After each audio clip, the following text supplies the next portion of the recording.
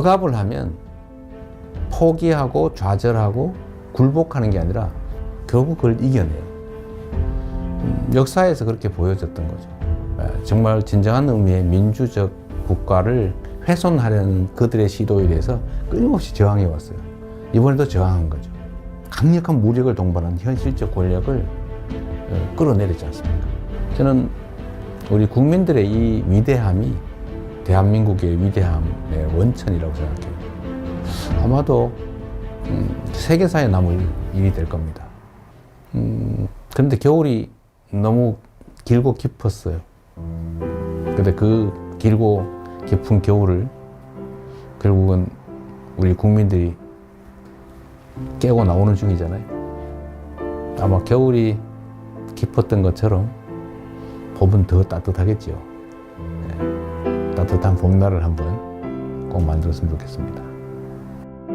영원할 것 같던 그 겨울도 가고 이제 봄이 옵니다.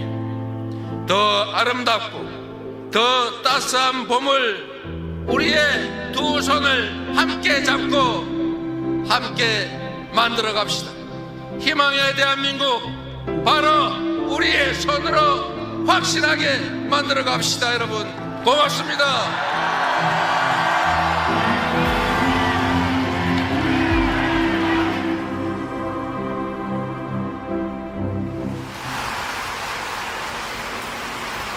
대립 갈등이 지금 아주 크죠.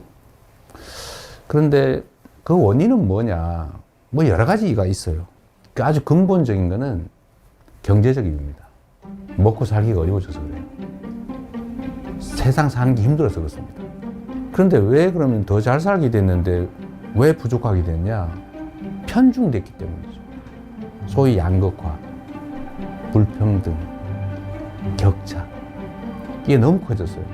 우리 사회가 총량으로는 과거보다는 더 많은 걸 가지고 있게 됐는데 개별적으로 보면 그게 너무 많이 한 군데 몰려 있습니다. 근데 이게 이제 사실은 갈등의 원인이죠. 지금 우리 경제는 여러 면에서 일종의 사면초가 같은 상태 같습니다. 전 세계적으로 성장률 전체가 떨어지고 있어요. 그리고 경제는 사실 민간 영역만으로는 제대로 유지 발전되기 어려워요. 정부 영역의 역할이 중요한데 지금 거의 3년 동안 정부는 경제를 방치해뒀죠. 이제는 첨단 과학기술에 대한 투자가 중요한 시대가 됐습니다. 근데 문제는 과학기술의 수준이 너무 높아져가지고 개별 기업들이 감당할 수 없는 상황이 됐어요. 그래서 정부 단위의 인력 양성, 또 대대적인 기술 개발, 연구 개발 투자, 스타트업이나 벤처에 대한 대규모 투자. 또 그렇게 하면 다시 또 살아날 수 있습니다. 우리 너무 좌절할 필요 없는 거죠.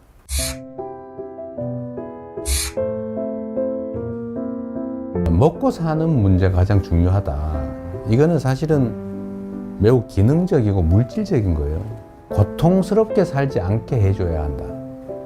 잘 산다라고 하는 건 좀 달라요.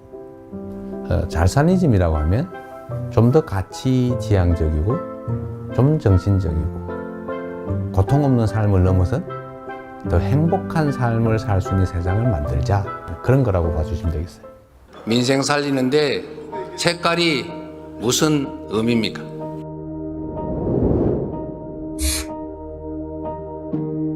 정치라고 하는 것은 현장이죠.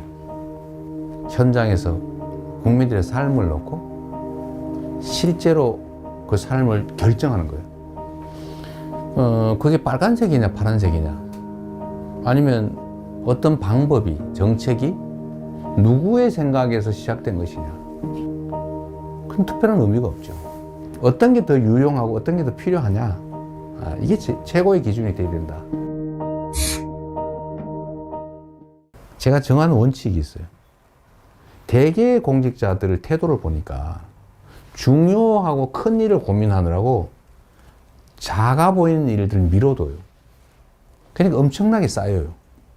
공직자는 100만 명이 걸린 일이냐 100명이 걸린 일이냐 하면 이 10,000배로 중요한 일이라고 생각하지만 100명이 걸린 일조차도 그 100명은 목숨이 걸린 거예요. 그래서 모든 일이 다 중요하니 작고 쉽고 간단하게 보이는 일을 최대한 빨리 해치우는 거예요. 그것도 큰 일을 안 한 건 아니에요. 그건 그것대로 고심하고 있죠. 저는 제 업무 책상에 서류가 쌓여 있지 않아요. 안 쌓아놓습니다.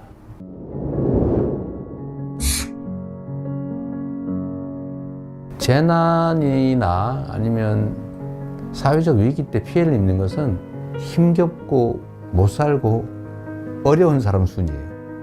사실 그 사회의 문화의 수준이랄까, 그 사회에 대한 평가는 이 약자들에 대해서 얼마나 많이 관심 갖고 지원하느냐에 달려 있어요. 생명 안전을 유지해야 그 다음 단계, 더 나은 삶, 행복한 삶을 꿈꿀 수 있어요. 그래서 국민의 생명과 안전을 지키는 것은 정부가, 국가가 해야 될 가장 중요한 일입니다. 뭐든지 문제를 생각해 보면 우리가 조금 더 신경을 썼더라면 막을 수 있었던 사고로 보여져요. 누가 얼마나 체계적으로 신속하게 대응하느냐에 따라서 피해는 매우 적을 수도 있어요.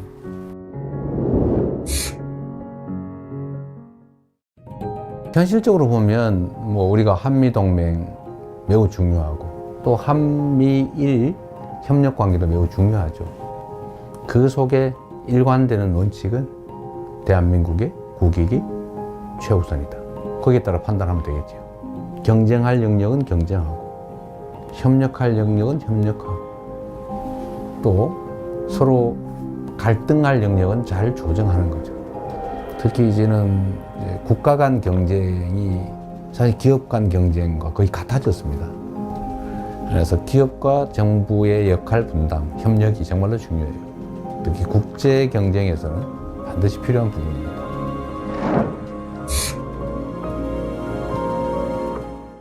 김구 선생이 정말 우리가 먹고 사는 것조차 해결하지 못하는 그 시대에 우리가 꿈꾸는 나라는 문화가 강한 나라다. 문화 강국 얘기를 하셨어요. 정말 저는 우리의 역량을 통찰한 정말 해안이었다. 지금 문화 영역에서는 정말 세계를 상당 부분 선도하고 있지 않습니까? 그럼 우리 K컬처, 한류라고 보통 부르지 않습니까? 근데 여기에 더해서 이제는 K민주주의, 아마 이번 2번에 걸친 촛불혁명, 빛의 혁명을 통해서 무혈의 평화혁명으로 현실 권력을 끌어내리는 세계사에 없는 이런 일들이 민주주의의 이름으로 이루어졌지 않습니까? 정말로 위대한 민주주의의 힘을 보여준 거죠. 대한민국이 세계를 선도하는 여러 영역들이 있다고 봐요. 저는 이런 것들을 K 이니셔티브라고 좀 통칭하고 싶습니다. 우리가 비록 규모는 적지만 소프트 파워 측면에서는 세계를 여러 영역에서 선도할 수 있겠다는 생각이 들어요. 그런 나라 한번 꼭 만들어 보고 싶어요.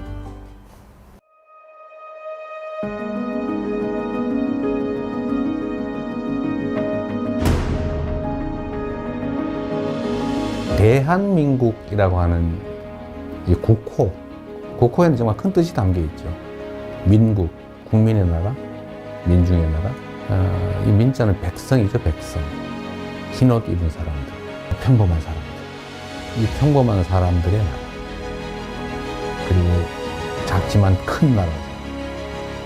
많은 사람이 희망을 가지고 행복한 삶을 꿈꾸는 그런 세상이 봄나라 아니겠어요? 진짜 대한민국을 만들고 싶습니다. 그냥 이름만 있는 대한민국이 아니라 진짜 대한민국.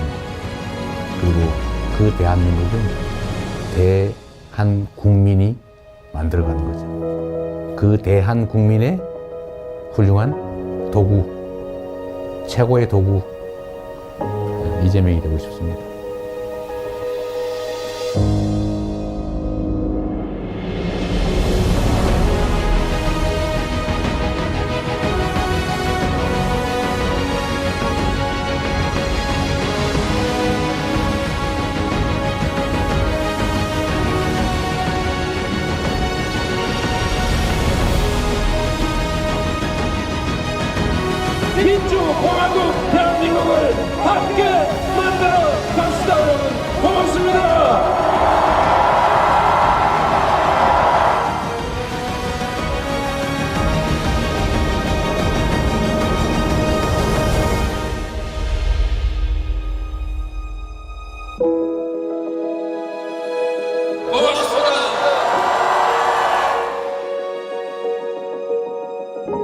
진짜 대한민국을 만들기 위해 대통령 선거에 출마합니다.